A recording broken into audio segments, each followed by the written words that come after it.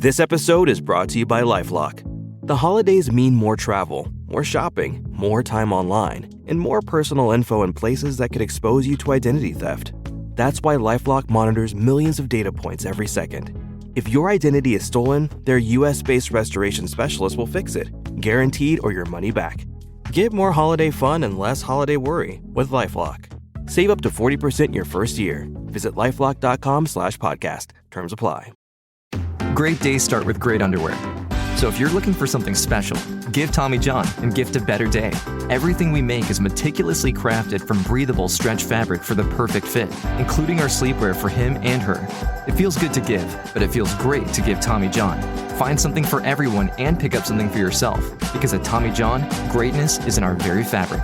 Shop for last-minute holiday gifts at TommyJohn.com/Spotify and save 40% site-wide. See site for details. This episode is brought to you by Shopify.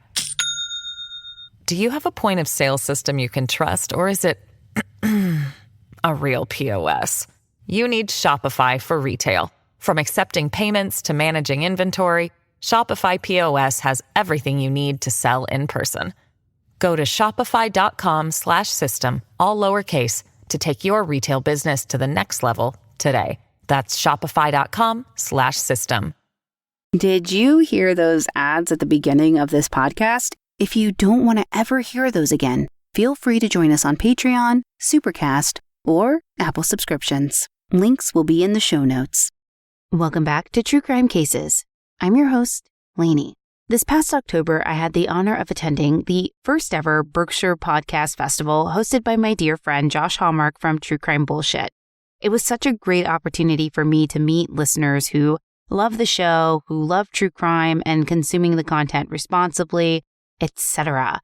Now, this is a live recording, and I wanted to make sure I got this out before we get into our next regularly scheduled episode and going back to the format that I'm used to and that makes me warm and fuzzy inside.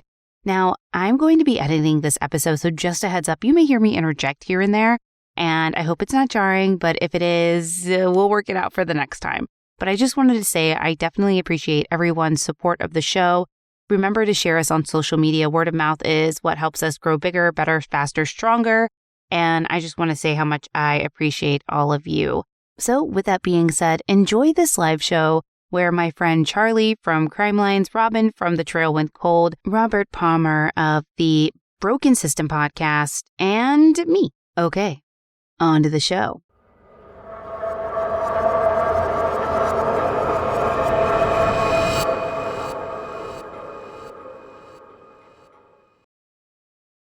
All right. Next up, we're going to return to our regularly scheduled programming of crime. We are going to talk about what it's like to produce and talk about crime for a living. So Lainey Hobbs from True Crime Cases with Lainey, Robert Parmer from The Broken System, Robin Warder from The Trail Went Cold, and Charlie Worrol from Crimelines. Please take the stage. And I'll be moderating, and I get sick of me, so I understand. I'm sorry. I have to say, Lainey and I, as short people, are very thankful for chairs and not stools. Thank you very much. Amen. I love just sitting. It's my favorite. It's my favorite thing. I woke up in a panic the other night because I was like, I should have gotten a couch. Then we could have cuddled. Yeah. So talking about seeing experiences through the lens of yourself. I am always weirded out by the fact that this is my job, is to talk about terrible things. And I know all four of you have unique experiences and perspectives in that, so I thought you guys would be great to discuss this. And I want to kick things off with a story that not many people know. And it revolves... I do not have an NDA, so I am allowed to tell this story. Just haven't. I think out of all of us, maybe Robin or Charlie were the first two to really be in the true crime arena. And started around the same time. Charlie had a show... Sorry, I can't get through this without laughing. It's dark. Called Insight. He's laughing at my trauma, for the record. which ended rather unceremoniously in 2017? 2019. Oh, Yeah. wow. Charlie, why don't you tell us about that experience? So I started a podcast with some online friends. Maybe don't start a podcast with people you've never met in person before because they might actually be catfishing you. So I start this podcast with two other people. One dropped out early, and it was me and a co-host. Let's call her Allie because that's her name. And she... But is it her real name?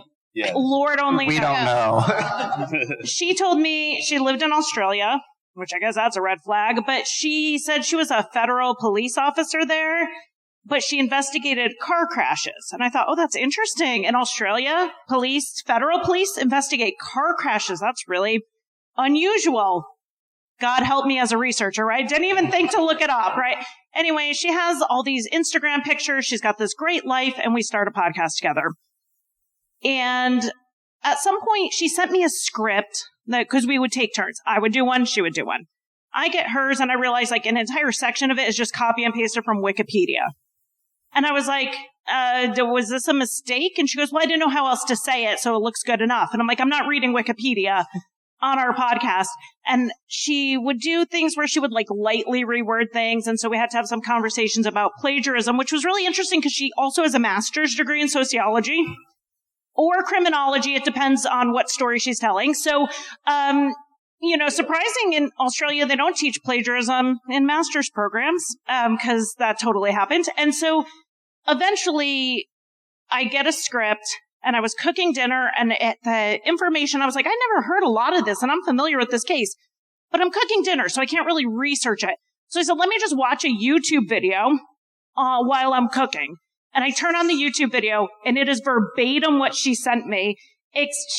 She was auto-transcribing YouTube videos, but she would change it where the person goes, well, you know how I am. She would go, well, you know how we are on Insight. And it was blatant. And so I went back and she had been doing that for 8 months. Well, the problem was at the time I had gotten hired by a big studio to be a researcher and writer for them. So I am putting out plagiarized content while I'm getting hired as a researcher and writer. So I end the show very immediately. And that's when her friend emailed me and said, oh, all that stuff Allie told you, it's all a lie. None of it's true. She's not a police officer. She's not all this. And I was like, in the 2 years you've been listening to our show, you didn't think to mention that she was lying the entire time. Someone she knew was listening, and she still just blatantly said whatever. It was very dramatic. And are you still close? All the time. We just chatted last week. Kind of a postscript of that story, but she also did a spin-off podcast called Mysteriously Listed, which would do top 10 lists about how top 10 unsolved mysteries involving people who disappeared in the wilderness and whatnot.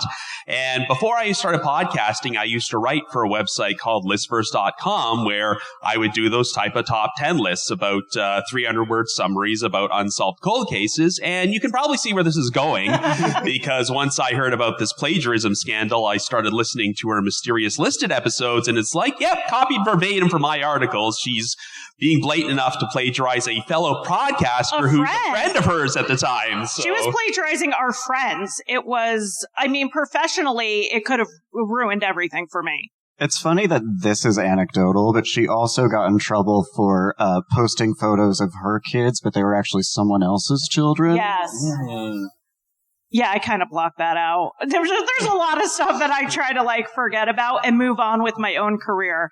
But that's there's been a problem with plagiarism in true crime. It's made the New York Times with a different show. It's been a problem, but I think I'm probably the only show that just said, you know what? We were making thousands and thousands of dollars on sponsorships a month, and I canceled it immediately. And all that money went away. Ethics. Now, one question I have for you, Robin. You quite famously have a sunny disposition. Nicest guy in podcasting. Yeah. And yet, you are spending so much of your life in some of the darkest corners of the world. A, what attracted you to true crime? And B, how do you maintain, like, we are all always like on the verge of like driving our car into a lake, and you still remain the nicest person I know. How? Yeah, no one's really asked me that question before, so I'll have to brainstorm it. But if you've heard of my show, The Trail Went Cold, my biggest inspiration obviously was Unsolved Mysteries, the TV show hosted by Robert Stack. And when I brainstormed the idea, that's when I realized that there's a lot of information about these cases that they featured on the show, which they don't mention. Like, there's a lot of stuff that kind of fleshes out the story. And when I started it, you couldn't watch the old Unsolved Mysteries episodes anywhere online. So I figured maybe I can be a substitute. I'll cover a lot of the cases from the show that are still unsolved and include a lot of the additional information that the show didn't mention, and also provide my own theories and analysis. And as it went on, I didn't just do Unsolved Mysteries cases. I expanded to just cold cases in general. And it did take off. I found out there was a market for this. People were looking for a podcast that talked about unsolved mysteries. So that's why I'm still doing this nearly 9 years later and have released over 400 episodes. So I was just in the right place at the right time. And maybe that's why I have a sunny disposition, because I was successful and people like my show. And that's kind of the thing, is people have left me negative reviews saying that he sounds so happy and cheerful speaking about true crime. And it's like, no, that's just my regular speaking voice, my regular personality. That's how I talk. And I don't do it intentionally, but maybe I'm thinking, well, if you have to hear these sad, traumatic stories, at least don't try to make it sound all gloomy and downbeat. Make it more palatable. So maybe that's the secret to it. You know, Robin has this thing he likes to do when we travel places. He covers a cold case from that area. So we go away we go to Asheville. It's my birthday weekend. And I'm like, I'm going to get on the plane and listen to Trail Went Cold on the way. And it's like happened literally down the street from where we're staying. So if you listen to the most recent, and it's like, and yes, no one knows what happens. And so if you listen to the most recent episode of The Trail Went Cold, it happened here in North Adams. Yep. 2 cases, one from North Adams and one from Williamstown, that both took place during the 1970s. And there were enough similarities between the 2 crimes that there's been speculation that they were both murdered by the same person, but they've never developed any solid suspects, and they're still unsolved to this day. Warm and cozy. Yeah. Oh, yeah. Now, Robert, you're the most recent addition to our little true crime family. How did you get involved in true crime, and tell everyone about The Broken System? So for me, I was at a transitional point in my life, leaving a corporate industry and also relationship-wise. I was just kind of looking at something. I was in a non-compete, so I had months to sit and do nothing. So I started looking at what to do, and podcasting interests me because I'm a researcher. I'd like to find that kind of stuff. And I found a case that was local to me, and Charlie had covered it. Other people had covered it. But once I started looking into it, I realized that there's such an area that for individuals that are marginalized, that have drug addictions and that are sex workers and things like that just kind of get pushed to the side and pushed to the way. And as I started talking to the family, because that's one of the first things I do is any case that I cover, I want to make sure that the family's on board with that. And as I started talking to Amanda, it just kind of tugged on me that this is the right thing to do and the right place for me to be. So I kind of fell into it that way. And I'm stuck, I guess, now is the word. Well, Robert actually has a kind of interesting thing. He starts covering this case. They make an arrest, and what does the judge do? They put a gag order on me because... So he is like deep into this case, and all of a sudden he's got to pivot immediately. And that happens. Bob Mata, he covers current cases that are ongoing. I mean, sometimes that happens and you have to pivot. It was a unique situation because it was originally ruled a suicide, so there was tons and tons of case files. So once it got switched from suicide to undetermined, it kind of closed all that out because they started looking at it as an open case again. And once they made the arrest, I had 4 or 5 episodes ready to go based on the case file, and they're like, no, you can't release that. It's been out there for 7 years. Like, okay. I just want to remind everyone, if you say Bob Mata's name 3 times, a microphone will appear in his hand. Lainey, you were in HR, so you're naturally a narc. Is that what... what brought you to true crime? And then more seriously, you've had an evolution with your show the past few years. Would you mind sharing that story? So yes, I am a natural tattletale. I'm just kidding. No, I am incredibly nosy. That's why I work in employee relations, because I love to know other people's business, and I love that they have to tell me that information as a part of my job. But what actually got me into true crime is I started fairly young, do not recommend, 12 years old. And I found I went to the public library with my mom, and she was in the true crime section, or what, I forgot what it was called back then, because it wasn't true crime. It was like nonfiction.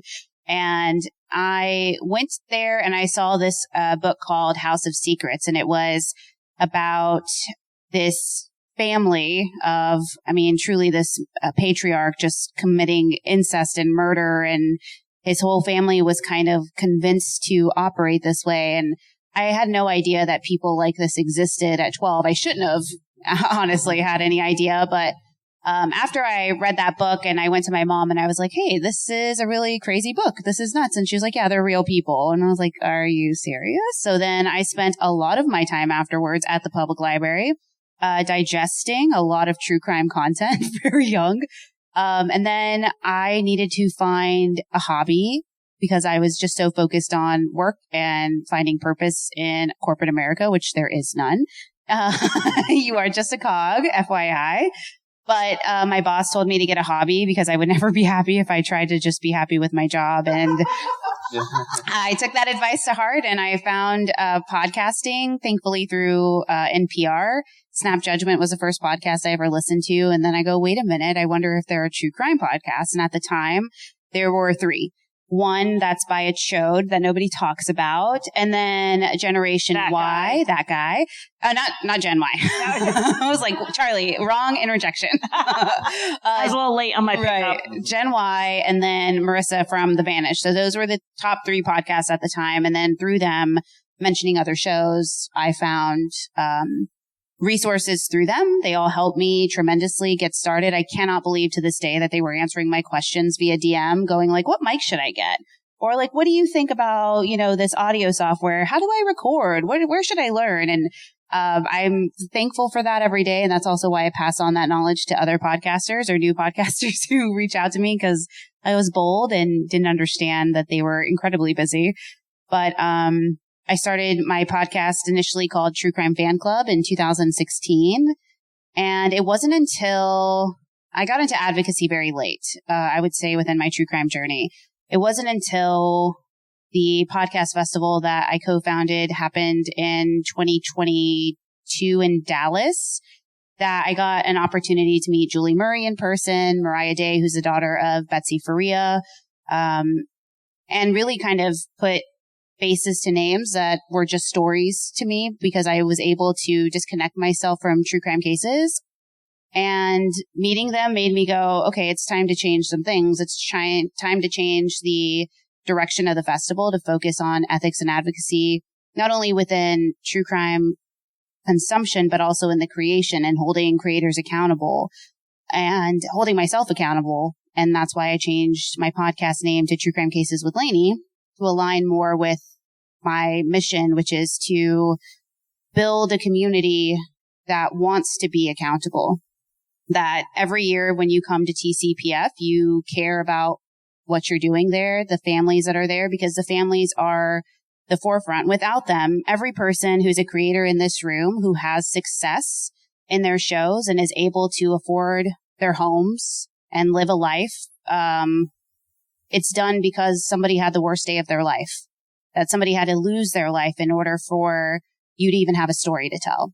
And I think if we ever lose sight of that as a creator, we should get out immediately. I know the money's nice. I know it's great. It allows for a lot of freedom. But when you compromise your ethics and morals in that way, it's really hard to get out of that. And so it's really important to me to make sure that creators are held accountable in that way, and holding myself accountable to the same standards I would anybody else. Yeah, that is a great segue. Thank you. Every time something good happens to me because of my job, I have immediate guilt. I'm a person who some might call a snob. I like nice things. And my show kind of blew up and I got my first like big paycheck and I bought an egregiously nice car. And it came with a little servant boy, if I recall.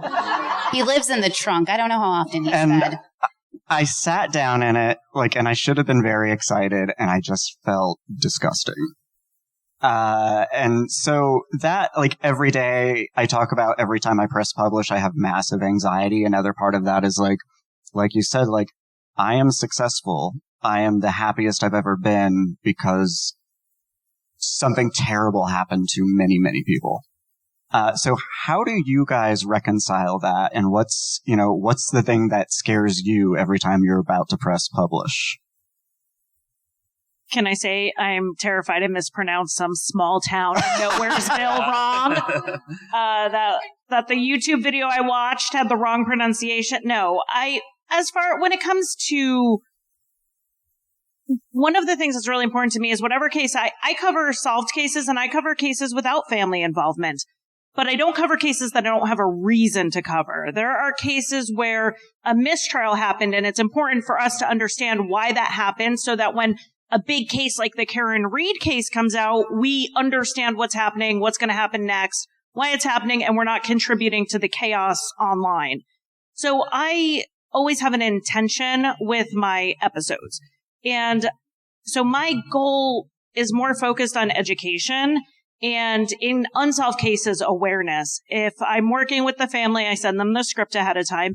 But I do sometimes worry. I've gotten contacted from family members. I don't know if anyone knows the Springfield 3 case that happened in Springfield, Missouri.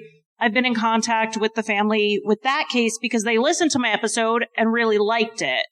I've gotten some people where they're like, you got this wrong, you did this was wrong, and we talk about it. Sometimes they just want to be heard. I would always pull down an episode if someone asked me to, even if they worked with me, even if we spent 2 months putting this episode together. If it comes out and they're not happy, I'd take it down. So I feel like, we all have to kind of find our ethical lines and what we feel comfortable with. And at the end of the day, I can't do this full time if I'm not making money because that makes it my day job. So I would be doing a lot less if I had to work a day job as well. So that's how I kind of reconcile the money part. But it does there has to be conflict within you about that because that's what keeps you ethical. I exclusively do unsolved cold cases. So whenever I do an episode, I hope that at least getting them out there is bringing awareness to the case and increasing the chances of being solved. But I find a common theme is that even if there is little chance the case is being solved, the victim's family members often just want their story out there so people don't forget about them as a victim. And I've worked with some victims' families, but there are a lot of cases I covered that are pretty old and obscure where I would have no idea how to contact their family. And in some cases, all their immediate relatives are now deceased, so there's no one to talk to. So I just sometimes cross my fingers that when I release the episode that I'm not going to hurt anyone. And thankfully, throughout the course of my podcast, I have heard from some victims' families who I didn't speak with beforehand, and it's been a lot more positive than negative. And a lot of the time, they're just happy that someone even remembered this case. There was one I did, a woman who went missing in 1981. And I heard from an old high school friend of hers who informed me that her parents and all her siblings are now dead and never got to find out what happened. And she was just so impressed that someone knew her story and cared about her story to get it out there so that even if she is never found, we never find out what happened. At least she's not lost to history. And I think that's what a lot of these family members feel, that they just don't want someone to be murdered or go missing and then just be forgotten about. So for me, I was fortunate to be able to work with Amanda. And when I reached out to her, her exact thing she said to me was, if one person hears your podcast, that's one more person that knows DJ's story. And so that's how I took that, and I kind of ran with that, and everything that I do now is based on that. And she, at some point in time during the podcast, I was doing everything to get his story out there. She messaged me and said, you know his story as well as I do, and I appreciate that. She said, because we've not had that before, that people understand what we're going through. And so that's how I took it into the next case with Amber's family. And I feel like I'm their voice. And now they come to me, their court date they're going to have on October 24th, we'll do a live. I'll do a live with the family and with the family attorney, because that way we can answer questions that, they have a huge Facebook following that wants to know the answers, and they just continue to ask the same questions over and over again. So we get on live and we talk. So my thing is trying to give that voice to the family and making sure that they're heard. Well, I echo a lot of the same sentiments. The primary focus for my show is truly, it allows me to advocate outside of the show. So I'm able to use the resources that I get from the show to work on the podcast festival. I mean, a lot of it is split between supporting the people behind the scenes who help me, but also creating opportunities for family advocates and survivors and, their victims who have gone through a lot, but are still kind of anxious and nervous about attending something, bigger, and creating an opportunity, because oftentimes it's not like they're rolling in money because they got on a Dateline episode or HBO did a documentary about them. They struggle just as much as anybody else does with traveling, with booking and all of that stuff. And so thankfully through the festival and through my own personal funds from the show, I'm able to help them that way. And so for me, that's something that I'm able to kind of barter with, in that sense of saying like, yeah, I'm making an income, but it's really for them, which is nice. So there's something funny about how we are kind of like Z-list celebrities and Z is very generous. In a very niche community. You're Y. Excuse me, I'm Y. In like a very niche community. What's that like? I mean, because I'm always, especially at events like this, where you spend most of your life as just like some dude on the street, and then you go to the True Crime Podcast Festival, and all of a sudden everybody knows you and everybody knows your name, and it's very overwhelming and wonderful and strange.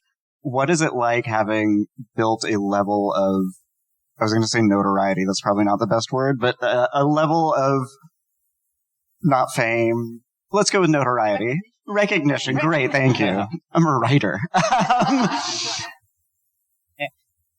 Keep going last. Yes, I think it's the weirdest thing to me. I remember the first time I attended an event, and somebody just recognized me for my voice.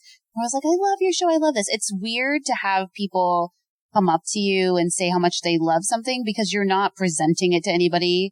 You're not like, here's my episode. What do you guys think? It's like, I leave it out there and who knows who's listening to it. I see download numbers, or I see comments on, Instagram or whatever, but there's not really any personalization to it. Right.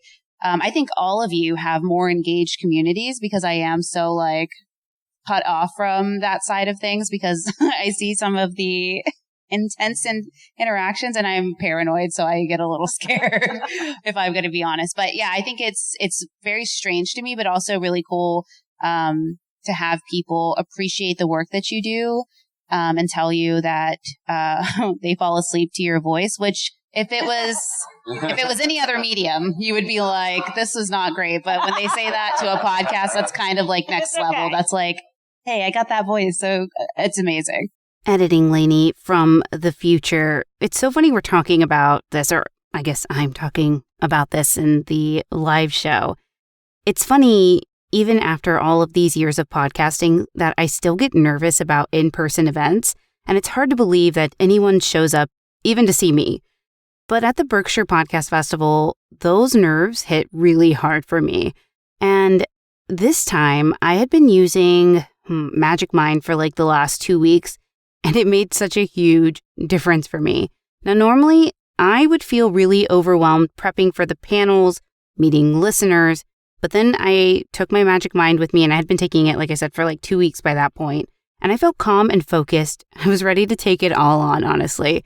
And by the time we got there and I had put them in my fridge at the rental, I definitely noticed my shift, like in my attitude and my demeanor. Events like these usually drain me pretty quickly, but this felt easier to handle, and I wasn't thrown off by those little moments of doubt that I think everyone can have. And so if there are other podcasters, researchers, writers out there, I cannot recommend Magic Mind enough. It's a small shot with big benefits. And if you're curious, you can head to magicmind.com/TCFC to use my code TCFC20 for up to 48% off of your first subscription or 20% off of a one-time purchase. So again, it is magicmind, magicmind.com/TCFC.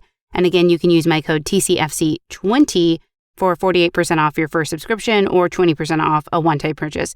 If you give it a try, I want to know if it works for you because it truly has worked for me and I absolutely love it. And I'm just so amazed by my transformation going into the festival.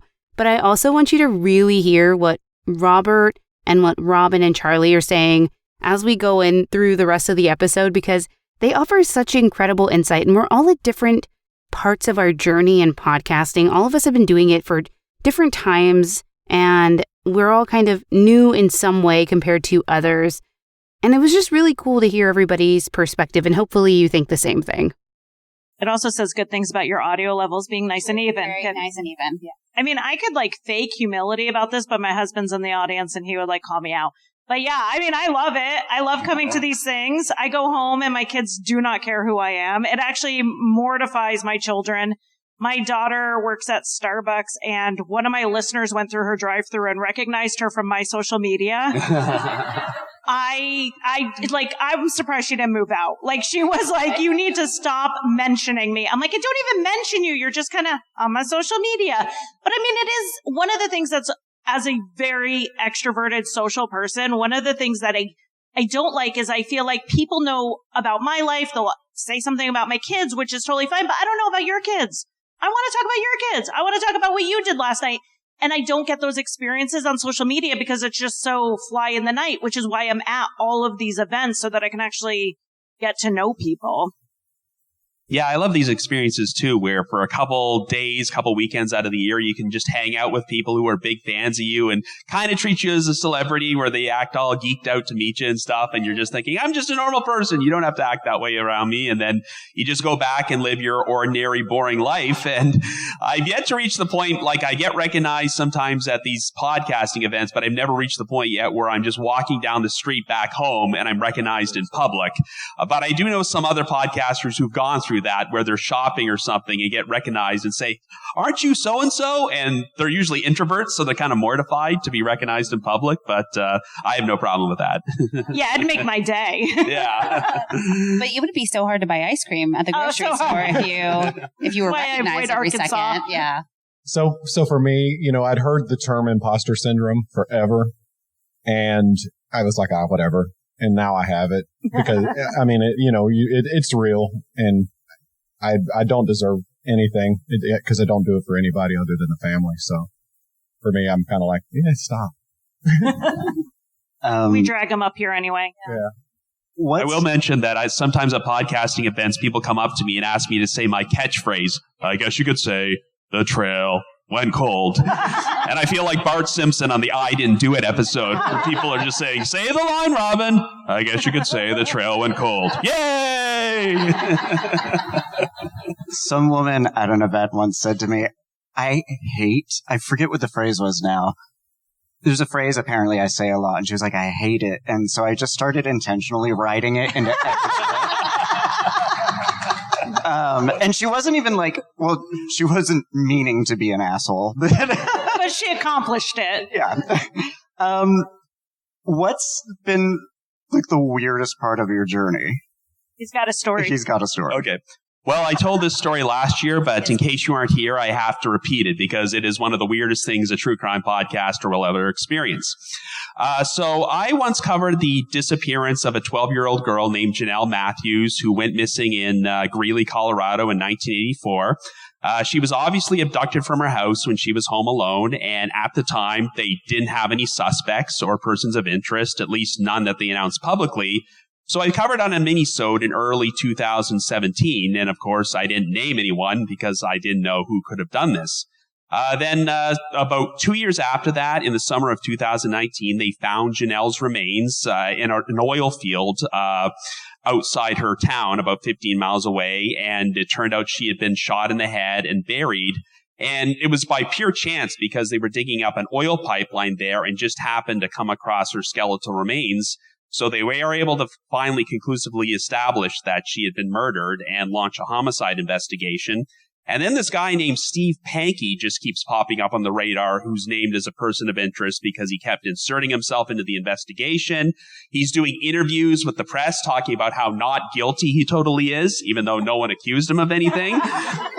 And he is a weird guy in general because he had tried to run for like the governor of Idaho in the last few years and was did like a campaign slogan. If you elect me, there's no hanky with Panky. I will be like, and surprisingly, he didn't win. I don't know with a catchphrase like that. But in 2020, he was finally arrested and charged with Janelle's murder. It was a very circumstantial case. There wasn't any DNA or a murder weapon or eyewitnesses. But it was because he just kept inserting himself into the investigation and sharing details about the crime, which were not released publicly, and he should not have known unless he was the killer. And shortly thereafter that, I'm looking at my list of Patreon subscribers, and as you know, Patreon is when fans sign up for your service so they can donate money and get a whole bunch of extra bonuses, and what name do I see there but Steve Pankey? And he signed up in early 2019 before he was named as a person of interest. So I had no idea who he was. I had no idea he was connected to one of my cases. And so, per usual for my patrons, I sent him a bunch of like stickers and a thank you card thanking him for his support. Can you just imagine the police searching his home and finding all your merch? Yes. Yeah, I never thought about that, but that is true. But yeah, recently they dropped a documentary series on Oxygen called The Girl on the Milk Carton, where they showed the body cam footage of the police searching his home. And I didn't find any Trail Went Cold stickers on camera, but there is a moment where they show a history, Panky's internet search history, the police documentation, and it's actually displayed on screen. Panky listened to the Trail Went Cold podcast on this particular date. So I got to see the pinpoint the moment when he discovered my show. And it's obvious that he found it because I covered the Janelle Matthews case, because he had an obsession with it. He did nonstop internet searches, and it was recently revealed that after Janelle's remains were found, he did searches on her for 36 straight hours on his computer without sleeping, because he was obviously very paranoid that now that they found her, that the police were going to be coming for him at any second. And that's the reason he wound up being convicted, is because even though there wasn't any physical evidence, the circumstantial evidence showing his obsession with the case was so overwhelming that he finally got convicted and is currently incarcerated. And as a using postscript of this story, Patreon kept charging his credit card for 2 years after he was arrested while he was in jail, and I gave all the money to good causes as a good form of poetic justice. So at least I'm out to some good. What about you guys? Any weird? Mine is fairly recent. I think Javier's podcast, Pretend, it's covering one of our former own that we don't claim anymore. It's called Who's Afraid of LaDonna Humphrey. If you have not listened to that, you absolutely should, because it's incredible and she's terrifying as an individual. But I had some interaction with LaDonna because of basically, as we know, she manufactures doctored evidence with text messages, all of this stuff. And I have there was an interaction that we had against my will that she involved me in that was very like nonsensical, I think. And now looking at it, Charlie like validated some of the issues and invalidated some of the things that LaDonna had said to me. So it was really interesting. I don't think I've ever been involved in something like that. I think because of the nature of what we do and who we interact with, like relationships change with people, and that's normal and natural. But I've never really been involved in something like that. And especially seeing Javier take on the subject of somebody within our community and addressing it, I think in the long run, this is going to have severe impacts to our community and what LaDonna has done. Allegedly, I guess, but not allegedly. She can sue me. Is this being recorded? I was like, she can sue me. Yeah. Then allegedly. Bob, where's my defense attorney? Okay, over there. I've already paid him, so I'm fine. Bob, I'm fine, right? Second time. Don't say his name one more time. Sorry. So sorry. But yeah, so that was kind of the weird thing for me. I mean, like, I haven't had any... I've always, like I said, I've been kind of out outlier to stuff and observed things, but I've never actually like been involved in something like that where I've given Javier stuff for the show and the event he wanted it or whatever. And Charlie followed up with me on some stuff too. Yeah. So this situation is this woman who's a podcaster, and she had been trying to get a career in true crime. And so she would latch onto families and nonprofits and work with them. And it turns out for years, she's either been stealing money or she's been doctoring emails, allegedly. And there was just this little drama thing that came up with another person, and LaDonna decided to send Lainey the screenshots.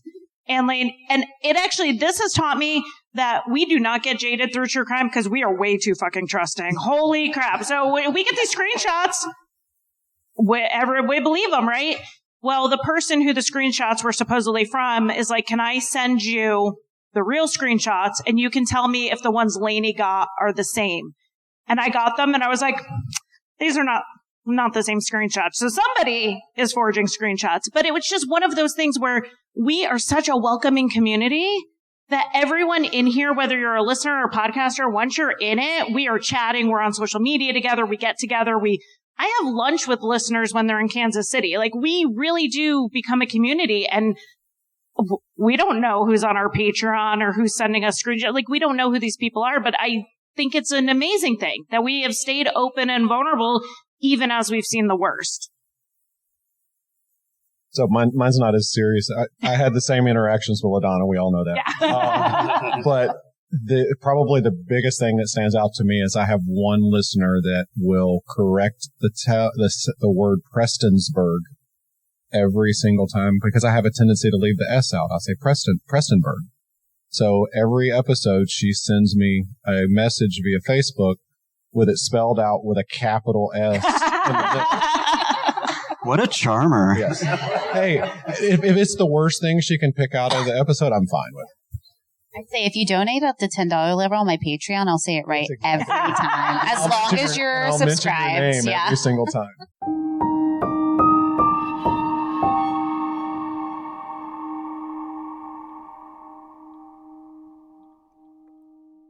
The holiday season is officially here, and whether you're hosting a festive get-together or just looking to make your space feel extra special, Uncommon Goods has you covered. Picture this: unique handcrafted candle holders lighting up your table, beautifully designed cheese boards loaded with treats, and glassware so stunning your guests can't stop asking, where did you get that? And the answer is Uncommon Goods. If you're like me, you love those last-minute finds that don't look last-minute. From elegant centerpiece ideas to thoughtful hostess gifts like custom cutting boards or handcrafted serving bowls, they make it easy to impress, even on a deadline. Not only does Uncommon Goods have the most unique finds for your home, but they also give back. For every purchase, they donate $1 to a nonprofit of your choice, and to date, they've given over $3 million. So why settle for ordinary when you can create something extraordinary this holiday season? Visit uncommongoods.com/Slaney for 15% off your next purchase. That's uncommongoods.com/Slaney for 15% off. Uncommon Goods. We're all out of the ordinary. It's the 2024 Holiday Gift Bowl at the Johnson's house. They're unwrapping it, and wow! Tommy John pajamas! These could go on right now! Yes! Peter, with Tommy John, you are the GOAT, greatest gifter of all time. What were you thinking? Owe it all to Tommy John. With their best pair you'll ever wear or it's free guarantee, they're the real MVP. Hurry to TommyJohn.com/Spotify for last-minute gifts and save 40% site-wide. See site for details. Dear Toyota, I need a word with you about your Crown family. Suddenly, I love traffic. Rush hour is my happy place. In the comfort of my Crown, I feel on top of the world. This is strange though, right? The captivating Toyota Crown family. Toyota, let's go places.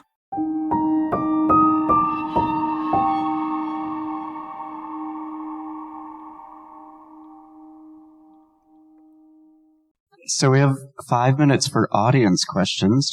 Yes. So I love that you brought up imposter syndrome. That was actually what my question was going to be about from the jump. I have primarily been a consumer of true crime, but I'm kind of getting a foray into research and writing. So how have you struggled with imposter syndrome? How do you handle that? What are your strategies for overcoming that feeling of a gap between being a consumer and a creator? So for me, I'm a consumer as well. Every podcast I listen to, every person that I know, I listen to it. It's probably most of my day, and I can talk to anybody about their cases. So for me, when people talk about my stuff, I'm like, oh gosh, how do I deal with this? And I try to think back of how I deal with these guys, and I try to just treat it the same way. And I know that in myself, I'm never going to be good enough in my own, but when people tell me that I am, I've learned to take compliments, I guess, is the biggest thing. And that's been the hardest thing for me, is to, when somebody says, you do a good job, I'm like, yeah, right, whatever. But it's to learn that. It's just to learn that. I think for me, I don't really struggle with that per se. I always find it amazing that anybody ever comes to me for advice in podcasting, or they're like, hey, I'm about to start a show, or what should I do and stuff. And I think maybe because I give it so freely all the time, where I'm like, I literally encourage people. I'm like, please come and talk to me. It's one of the mediums that I'm the most passionate about. I think if you want to create a podcast, you should, but you should also understand that this is a medium that is unforgiving, right? And it is something that you have to truly be passionate about. Whether there's one person listening to you when you publish, or there's a million people listening to you, you should be creating the same level of content with the same amount of passion every single episode, regardless. I think we've all experienced dips in our numbers or surges in our numbers. And for me, I stay away from things like that. I just go, I create the show I want to listen to. I'm a consumer first, is what I say. I'm a listener first. And so I create the show that I like to listen to. And that's kind of what keeps me, I think, away from that mentality of having the imposter syndrome, because I'm just like, I'm making a show I like. And if I like it, then I'm happy with it. That's such a nice answer, because when I asked you the other day, I started working on video content, and I said, oh, but is this even worth it? Is this even good? There's so much out there. And she said, get over yourself. Be willing to be cringe. Get out there and just do it. So yes, her real answer is get over yourself and just do it. That's her friend answer. Yes. Yeah, I pretty much feel the same way, because I've gotten my fair share of negative reviews from people who don't like my voice. I sometimes see negative reviews, but I'm always told, just ignore them. You have far more people who love your show than who hate it. And it's kind of validated when I go to these events and people come up to me saying that I love your show. I love listening to you. It makes my commute so much easier.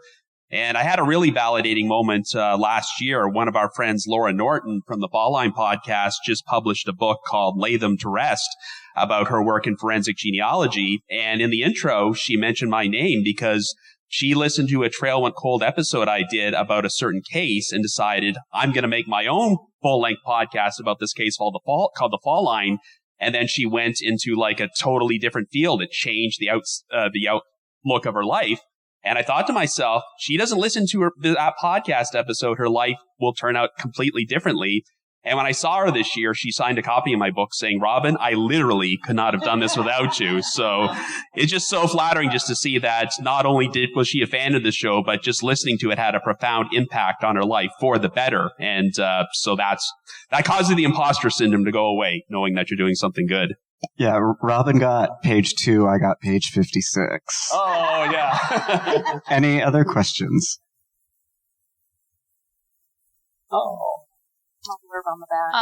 So just really quickly, you talked briefly about it, Charlie, and all of you, about talking and researching about people's worst days. What do you do that like fills your cup and like keeps you happy and keeps you doing like hiking by yourself or doing other things that could be, you don't hike by yourself, do you? I was like, too paranoid. Hiking by myself, I would never after. I guess this is something I have like refrained after listening to Israel Keys and True Crime Bullshit. I live in northern Vermont, very close to Essex. And it's something after listening to your show, I've like stopped hiking by myself, even with my German Shepherd. DCPS is bad for your health. I guess in general, like, are there things that fill your cup that like, in your own little world to keep you happy and like a buffer zone from these negative things? So for me, I take a mental health break. I have to. When I first started, I felt like I had to do an episode every week or every other week, whatever it was. And I felt like I was letting people down if I didn't. And so, but the content would just wear on me so much that I finally said, if I miss a month, nobody's going to be like, Robert missed a month. I can't believe it. I'm not listening to him ever again. So it's that taking that time, taking that break, and then just cutting myself off from true crime completely. Unfortunately, at that times I don't listen to Josh, Lainey, Charlie. I shut everything off true crime and watch Brooklyn Nine-Nine. I noticed in my I noticed in my download, so thanks. I think for me, like I said, I'm nosy, so I love drama, not mine, but other people's. So I love watching reality TV. That's where I get to escape. But I'm much like Eric. When he said that he watches parrots cussing on Instagram Reels, I was like, mi gente Latino. If you know, you know. If you don't, then don't worry about it. But Google it because there's no such thing. But it's things like that. Like I like to find really cute things, and I create content outside of this. Like outside of true crime, I love social media and love creating content on social media. So I really just dive deep into that, and that fills my bucket. I hate and my family. Can I answer? I have to quote Barbara Kingsolver so everyone knows I'm smart. You always have to have the last word. I do have to have the last word. I'll just tell you. Barbara Kingsolver said that the school bus was her muse because it picked up her kids in the morning. She wrote and worked, and then they dropped them off, and she had to come back to the real world. So for me, it's 100% my kids. My husband will tell you, I'd be a workaholic doing this nonstop if it wasn't for my children. Okay. Thank you so much, you guys. This has been lovely.